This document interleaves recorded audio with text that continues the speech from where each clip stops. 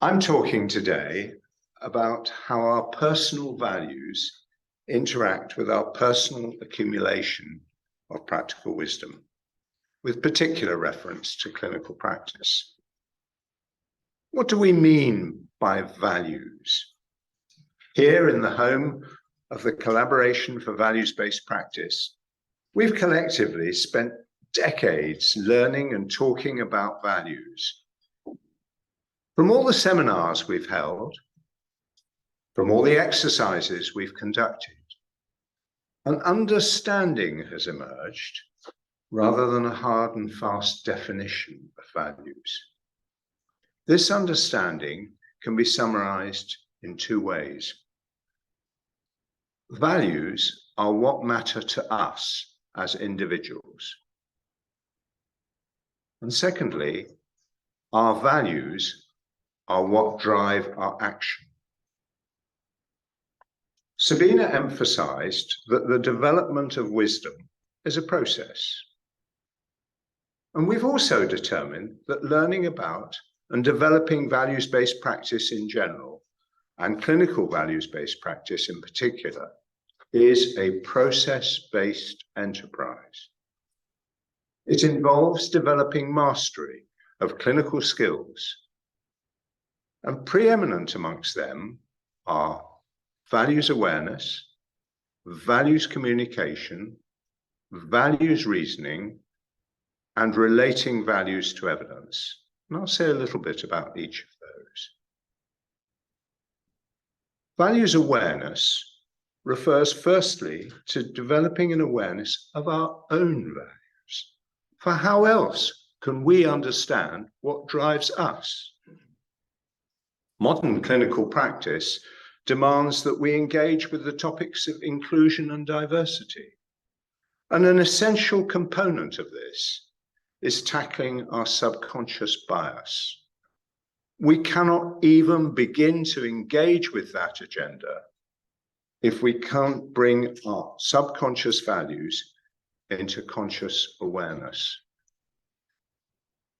The skill here is for me to tune into clues as to what is driving me personally. This is a skill that is also involved in the development of practical wisdom. Unspoken questions such as, why do I feel so strongly about this issue? What was it in this consultation or conversation that raised my emotional temperature? Those can lead us to fruitfully explore the hinterlands of our moral development. I recommend that every clinician carries an emotional thermometer in their bag. Becoming aware of our own values is not easy. The influences of our upbringing, our development, of our happy and unhappy experiences are often buried deep. We need others to help develop our curiosity, to explore the unknown unknowns in our ways of being. The wise clinician will listen to criticism and reflect on it. When we have feedback from individuals or 360 feedback in our appraisals, moving past that initial instinctive defensiveness and rejection to that measured consideration which goes beyond looking at what we do to examining why we do it, is likely to promote personal growth. Personal growth. Now there we have it. I was talking about a values process, that of developing awareness of our own values, and up pops a term that which relates nicely to the development of practical wisdom.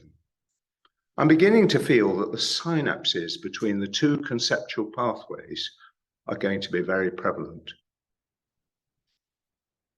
So, it's vital for values-based practice that we're in touch with our own values, and that becoming more and more aware of our values is an ongoing process.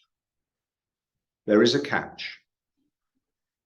It's the implicit assumption that surely everyone else thinks like I do. I challenge you to go through a single day talking to others, reading your newspapers, listening to the radio, going on social media, without implicitly invoking that surely thought. It's most likely to come up in forms like, how can they say that? How can they believe that? How can they do that?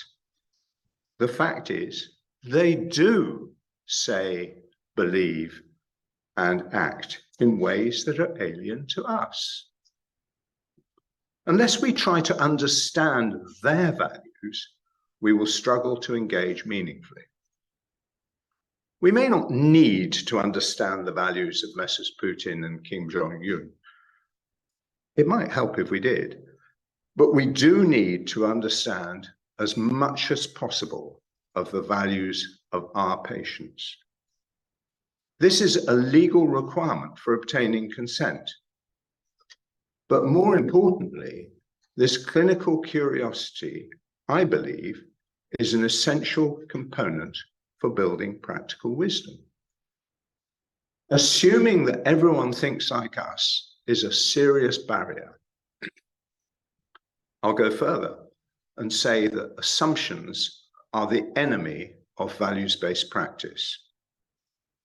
One tip here, listen out for that surely word. If you hear surely coming out of your own mouth or out of the mouth of others, it's highly likely that you're witnessing an assumption. So, values awareness is more than guessing, and we don't acquire practical wisdom by guessing either. The process that's needed here is values communication. An emphasis on communication skills has long been a feature of clinical teaching, but strangely, until recently, there's been little taught about values. Since the Montgomery judgment, the all-important "what matters to you" question has become part of the clinician's mantra. How can an orthopedic surgeon predict the success of knee surgery without understanding whether her patient is desperate to garden, to manage the stairs at home, or just wants relief from night pain? How can the GP begin to discuss management options for depression without understanding how his patient feels about talking therapies or pharmaceuticals? You might well come back to me and say that these are preferences, not values. I believe that under every preference, there lies a value. The patient who is terrified of medication for her depression may have had a mother who committed suicide by tablet taking. The patient requesting knee surgery may have invested much of his life in an exercise ethos and fear now that his world will collapse. Values communication is about peeling away sufficient layers of the onion skin until we have enough understanding of this particular patient to help them with decision-making. Practical wisdom will help us judge when we have reached that level of values awareness. There's another synapse. A further one is reasoning. The acquisition of wisdom involves refining our rational process. Shared clinical decision-making involves refining the process of values. Let's explore our values together. We both accept that you've not got long to live and that you have a fear of dying. I've tried to help this by explaining my experience of what happens when people die and how we will be at your side. You want your partner with you, but you don't want your death to be a horrific experience that will live on in their mind. You've watched a video about assisted dying in Switzerland, And you want me to help you with this. You think that's what a caring doctor would do. So you are talking about your strong values around dying calmly and not putting your partner through a difficult experience.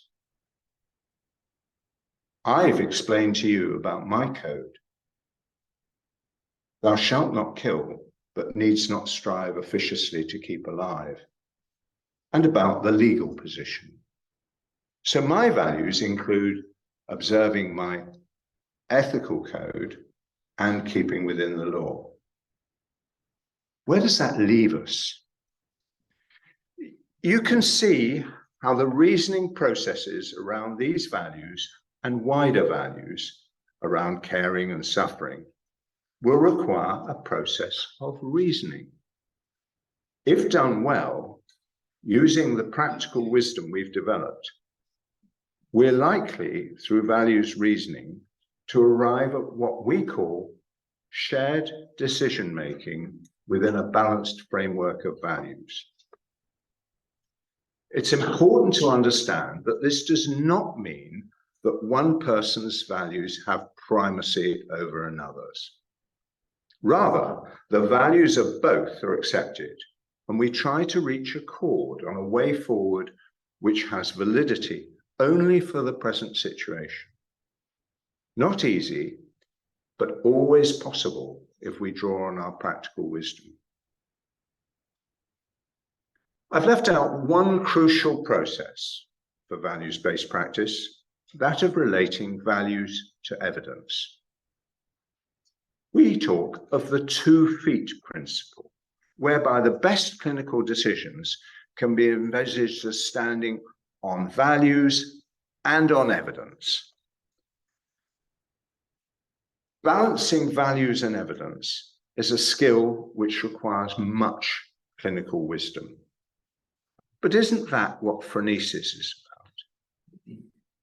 In the words of Sabina, phronesis is a metacognitive, proactive process that facilitates decision-making. It integrates the moral orientation towards good, along with the appreciation of context, and results in action, praxis. I've given up pointing out all the synapses between the conceptual pathways of developing values-based practice and developing practical wisdom in clinical practice. There were far too many of them. But I hope I've given you enough stimulus to use your personal experience, and the more personal the better, to address the 2 questions later. In what ways do you think that an individual's personal values contribute to their accrual of practical wisdom?